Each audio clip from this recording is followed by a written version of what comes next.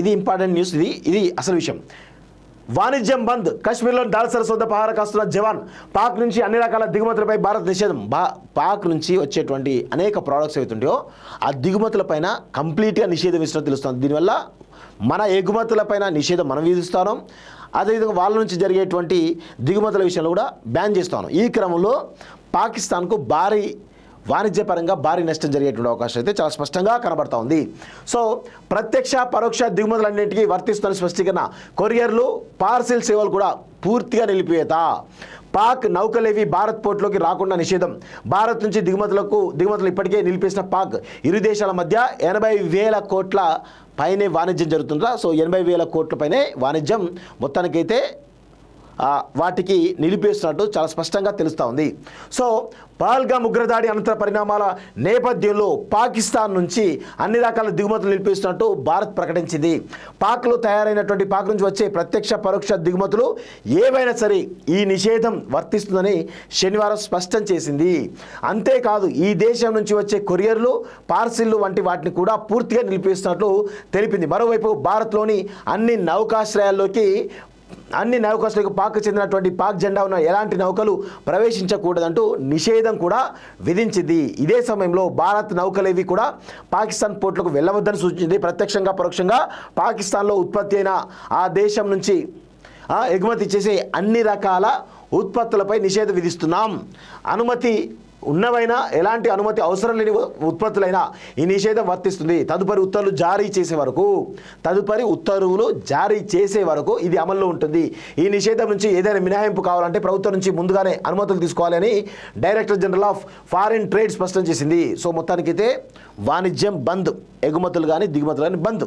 ఇక పరోక్ష దిగుమతులపైన నిషేధంతో ఎవరికి దెబ్బ? వాళ్ళకి పెద్ద దెబ్బ అవుతుంది, మనకు పెద్దగా నష్టం ఏమీ ఉండదనేది చాలా స్పష్టంగా అర్థమవుతుంది. సో ఇక్కడ ఇంకో చూడండి, పాక్ మీదుగా ఆ విమానాలు బంద్. భారత్ పాక్ ఉద్రిక్తల నేపథ్యంలో యూరోపియన్ దేశాల విమానాలు పాకిస్తాన్ గగనతల మీదుగా కాకుండా చుట్టూ తిరిగి భారత్కు చేరుకున్నాయి. ఇప్పటికే Air France, British Airways, Swiss Airways సంస్థలు తమ విమానాలను మళ్లించి నడుపుతుండగా తాజాగా లుఫ్తాన్సా, ఏటీఏ ఎయిర్వేస్, లాటా ఎయిర్వేస్ కూడా ఇదే నేను తీసుకున్నాయంటే చూస్తాను. సో ఇది ఆల్రెడీ వీళ్ళని కూడా ఇబ్బంది పెడుతున్నట్టు చాలా స్పష్టంగా అర్థమవుతోంది. ఇక్కడ నావికా దళం సిద్ధం. అరేబియా సముద్రంలో లైవ్ ఫైరింగ్ డ్రిల్. యుద్ధంలో లాగే అసలైన ఆయుధాలతో లక్ష్యాలపై దాడి. మోడీతో నేవీ ఆర్మీ అడ్మిరల్ భేటీ. సింధు జలాలు మళ్లించే ఏ నిర్మాణమే ధ్వంసం చేస్తామంటూ పాకిస్తాన్ రక్షణ శాఖ మంత్రి అంటా ఉన్నాడు. సో మీరు ధ్వంసం చేయండి, మీ కంట్రీ ఉంటుందా? అంత సినిమా లేదు మీకు. సో 450 కిలోమీటర్ల బాలిస్టిక్ సంబంధించినటువంటి క్షిపణిని పరీక్షించిన పాకిస్తాన్ అట. అనుమతిస్తే పాక్లో మానవభావంగా పేలుతా అంటూ కర్ణాటక మంత్రి అంటా ఉన్నాడు. సో ఇక్కడ కర్ణాటక మంత్రి ఎవరున్నారో ఆయనకి ఇమీడియట్గా మానవభావం ఇచ్చేయండి, పోయి చంపేస్తాడు, లొల్లొడుతుంది, పీడ వదులుతుంది. ఈ నాయకులు ఇట్లాంటి మాటలు చెప్పుడు తప్ప ఒక్కటన్నా ప్రజల కోసం మీరు కనీసం ఆ మానవభావంపై పోతే భారతదేశంలో ఎంతో కొంత మేలు జరుగుతుంది.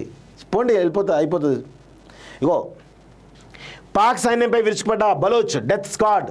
అర్థమైంది కదా, ఆత్మాహుతి దళాలు పాకిస్తాన్ వదిలిపెట్టాడు. దాదాపు నిన్న బలూచిస్తాన్ లిబరేషన్ ఆర్మీ చేసినటువంటి ఆత్మాహుతి దాడి వల్ల 22 మంది పాక్ ఆర్మీ సైనికులు చనిపోవడం జరిగింది. అంత పెద్ద ఎత్తున జరుగుతుంది. ఒకవైపు మన భారతదేశం ఏమో ఉక్కిరిబిక్కిరి చేస్తూ ఉంది పాకిస్తాన్. అంతర్భాగంలో ఉన్నటువంటి బలూచ్ లిబరేషన్ ఆర్మీ ఏమో వాళ్ళు పెద్ద ఎత్తున పాకిస్తాన్ ఆర్మీపై దాడి చేస్తున్నారు. సో ఇట్లా మొత్తానికైతే పెద్ద ఎత్తున యుద్ధం జరుగుతూ ఉంది. ఈ క్రమంలో పాకిస్తాన్ అయితే విలువలాడుతుంది, చాలా స్పష్టంగా అర్థమవుతుంది. పహల్గామ్ దుర్ఘటన అనంతరం భారత సరిహద్దులో సవాళ్ళను ఎదుర్కొంటున్న పాకిస్తాన్కు బలూచిస్తాన్లో మరో దెబ్బ తగిలింది. బలూచ్ లిబరేషన్ ఆర్మీ ఏకంగా పాక్ సైన్యంపై విరుచుకుపడింది. BLAకు చెందిన డెత్ స్క్వాడ్ కలత్ జిల్లాలోని మంగోచర్ నగరాన్ని తన ఆధీనంలోకి తెచ్చుకుంది. ప్రభుత్వ కార్యాలయాలు, భవనాలను కూడా తన కంట్రోల్లో ఉంచుకుంది.